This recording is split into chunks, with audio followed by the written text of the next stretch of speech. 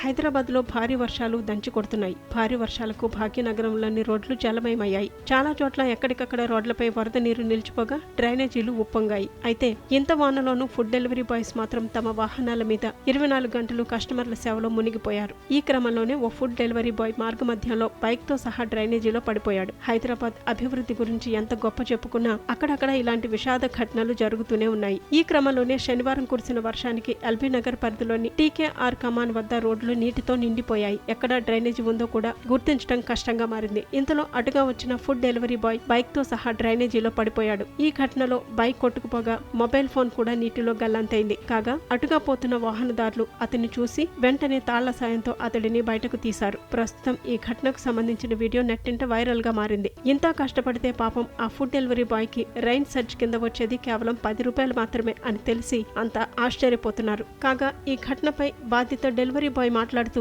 తాను దాదాపు 6 ఏళ్ల నుంచి డెలివరీ బాయ్ గా పనిచేస్తున్నట్లు తెలిపారు. ప్రమాదంలో తన ఫోన్ పోయిందని, బైక్ పాడైపోయిందని అన్నారు. అది కొత్త బైక్ అని, దాని ఈఎంఐలు కూడా కడుతున్నట్టు ఆవేదన వ్యక్తం చేశారు. బైక్ పైనే ఆధారపడి జీవిస్తున్నానని, ఈ మేరకు తనకు సాయం చేయాలని బాధితుడు కోరారు.